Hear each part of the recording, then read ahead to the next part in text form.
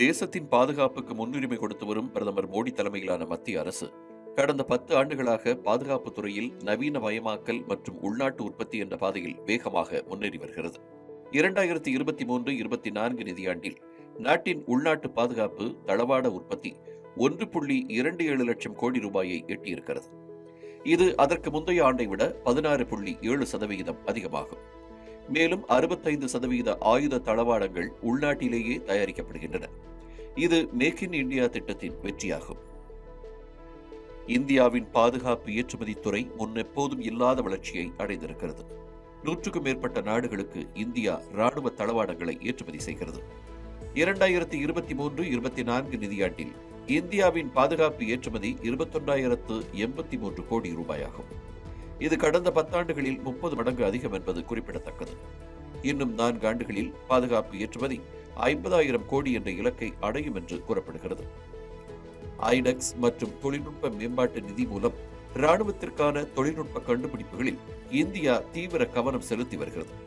சுமார் 619 start up நிறுவனங்கள் DRDOவுடன் இணைந்து செயல்படுகின்றன. இந்தியாவின் பாதுகாப்பு தொழில்துறை விரிவாக்கத்திற்காக உத்தரப்பிரதேசம் மற்றும் தமிழ்நாட்டில் 2 பாதுகாப்பு தொழில்துறை வழித்தடங்கள் உருவாக்கப்பட்டுள்ளன. லகு ரக போர் ஹெலிகாப்டர்கள் மற்றும் மேம்பட்ட பீரங்கி துப்பாக்கி அமைப்பு என இந்தியா தனது ஆயுத படைகளை நவீனமயமாக்குவதில் முழு கவனம் செலுத்தி வருகிறது. ஸ்கால்ப் குரூஸ் ஏவுகணைகள், ஹேம்மர் வெடிகுண்டுகள் மற்றும் பறக்கும் வெடி மருந்துகள் போன்ற உயர் துல்லிய ஆயுதங்களும் இந்திய விமானப்படையில் ஒருங்கிணைக்கப்பட்டுள்ளன. இவை குறிப்பாக ஆபரேஷன் சிந்தூரில் துல்லியமான தாக்குதல்களுக்கு பயன்படுத்தப்பட்டன. இந்நிலையில் 10,000 கோடி ரூபாய் மதிப்பில் 3 அதிநவீன ஐஸ்டார் உளவு விமானங்களை போயிங் மற்றும் பாம்பார்டியர் போன்ற நிறுவனங்களிடமிருந்து வாங்க இந்திய விமானப்படை முடிவெடுத்துள்ளது. இதற்கான ஒப்புதலை இந்த மாத இறுதிக்குள் மத்திய அரசு வழங்கும் என்று எதிர்பார்க்கப்படுகிறது.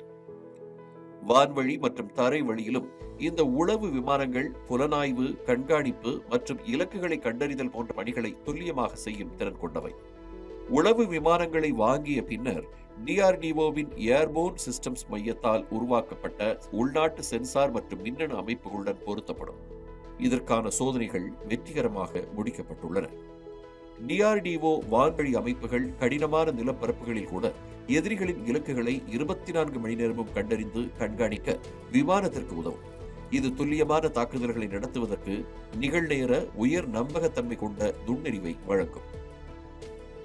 இதுவரை அமெரிக்கா, இங்கிலாந்து மற்றும் இஸ்ரேல் போன்ற ஒரு சில நாடுகள் மட்டுமே இத்தகைய அதிநவீன உளவு விமானங்களை வைத்திருக்கின்றன.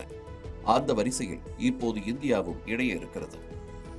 எதிரியின் தாக்குதல்களை வெற்றிகரமாக தடுப்பதோடு விரைவான பதிலடி கொடுக்கவும், எல்லைகளுக்கு அப்பால் தேசிய பாதுகாப்பை உறுதிப்படுத்தவும் இந்த அதிநவீன ஐஸ்டார் உளவு விமானங்கள் இனி முக்கிய பங்கு வகிக்கும் என்று கூறப்படுகிறது.